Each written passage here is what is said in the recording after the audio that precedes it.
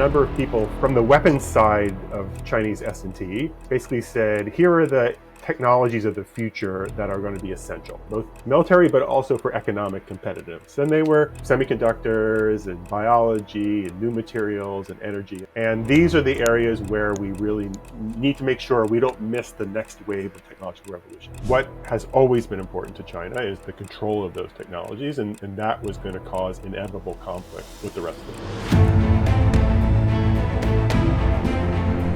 Adam Segal, the Ira Lipman Chair in Emerging Technology and National Security and Director of the Digital and Cyberspace Policy Program at Council on Foreign Relations. He served as the Senior Advisor in the State Department's Bureau of Cyberspace and Digital Policy.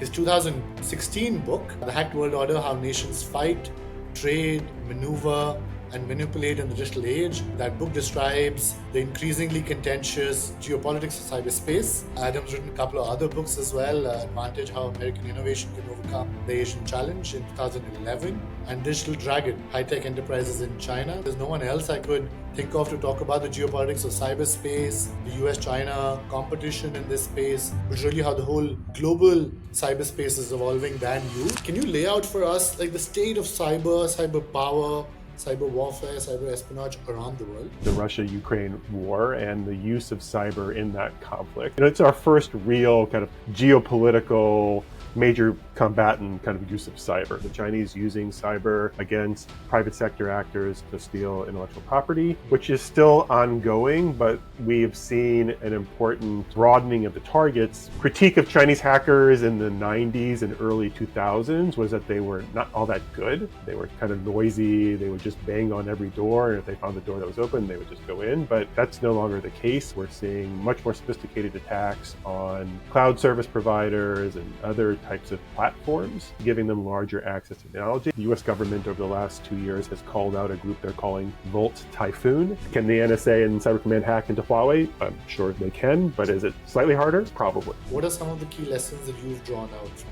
Joint operations with cyber takes a lot of planning. It's not going to take the place of tanks and drones as we've seen, but it definitely is a complement. Who are the major state actors in terms of both capabilities, intentions, actual execution, other than, of course, the US and China are the obvious ones? So North Korea and Iran, these are two countries that have decided to invest in cyber capabilities as a asymmetric approach. What are some of the key debates around the role of the private sector in cyber?